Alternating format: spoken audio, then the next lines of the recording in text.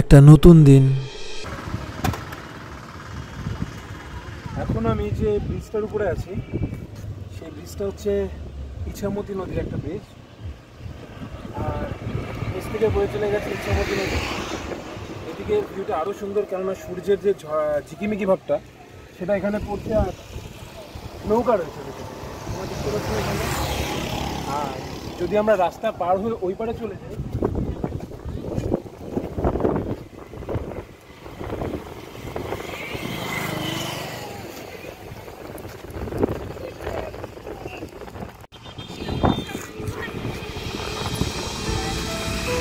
চল একবার ব্রিজে ঘুরে আসা যাক।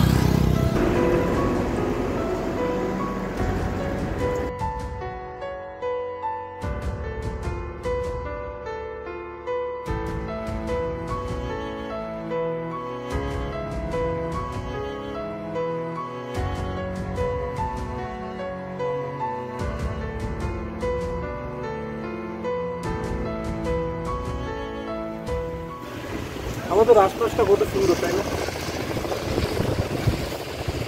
খালের মধ্যে বাচ্চারা স্নান করে বেড়াচ্ছে।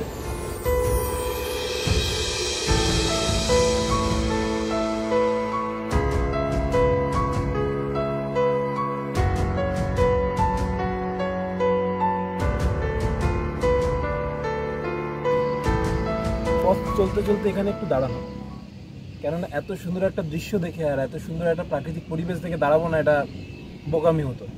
তো ব্রিজের নিচে এই মন্দিরটা দেখতে পেলাম।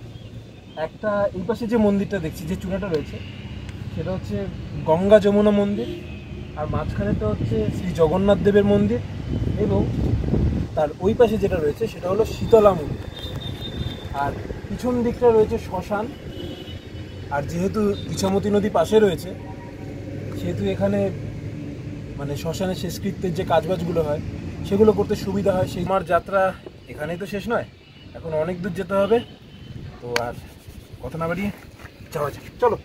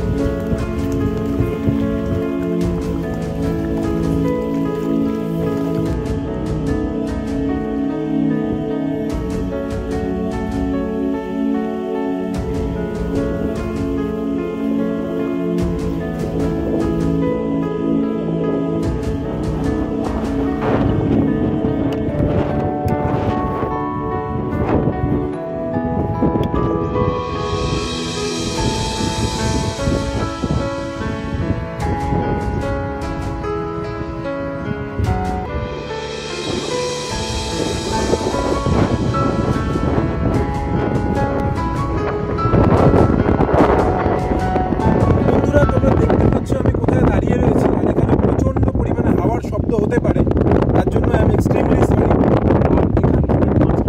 রয়েছে বাংলাদেশ,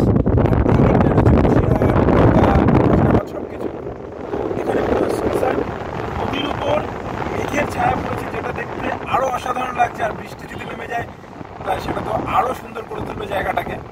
তো এখন অনেক দূর যেতে হবে, অনেক দূর যাওয়া বাকি আছে, তোমরা এনজয় করো। যারা বলে তোমার ডানা নেই, তাদের কথা তুমি হেসে উড়িয়ে দাও। আমাদের জীবনে ডানার অভাব নেই। নিয়তির ডানার জন্য ভয় রয়েছে, ব্যথার ডানার জন্য নিরাময় রয়েছে, আর ক্ষতের ডানার জন্য ক্ষমা রয়েছে। অহংকারেরও ডানা আছে, কিন্তু সেই ডানাটাকে ছিঁড়ে ফেলা উচিত। অশ্রুর ডানার জন্য যেমন আনন্দ আছে, প্রত্যাখ্যানের ডানার জন্য সেরকম গ্রহণযোগ্যতাও থাকে। আমাদের এই ডানার ভারসাম্য রক্ষা করে চলা উচিত। বাতাসে থাকলে আমরা সুন্দর ডানা মেলে পরিপূর্ণতা দিয়ে আমাদের এই প্রকৃতিটাকে উপভোগ করতে পারবো।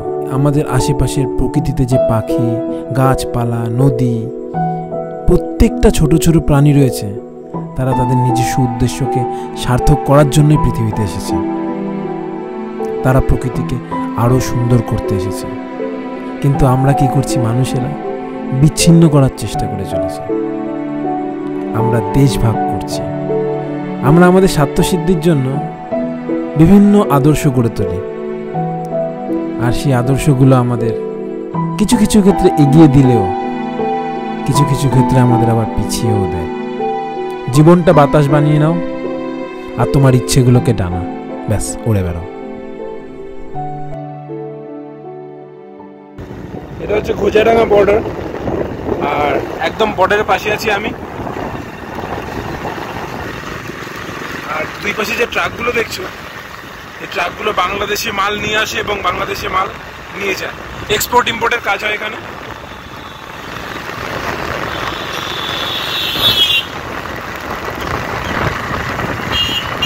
আমি দেখতে পাচ্ছ একদম বর্ডারের সামনে দাঁড়িয়ে রয়েছে, ওখানে বিএসএফ চেকিং করছে। চেকিং করে ওখানে যে মালপত্রগুলো ওখানে সব চেকিং হয়, চেকিং হয়ে তারপরে বাংলাদেশে ঢুকে যাচ্ছে। মানে ওই ব্রিজটার ওই পাশেই যারা কর্মচারী তারাই ওখানে শুধুমাত্র অ্যালাউড, আর কর্মচারী ছাড়া যারা যাচ্ছে তাদের অ্যালাউ করবে না। So this is the end of India. আর ওই পাশেই দেখতে পাচ্ছ বাংলাদেশ, ওই যে দেখা যাচ্ছে।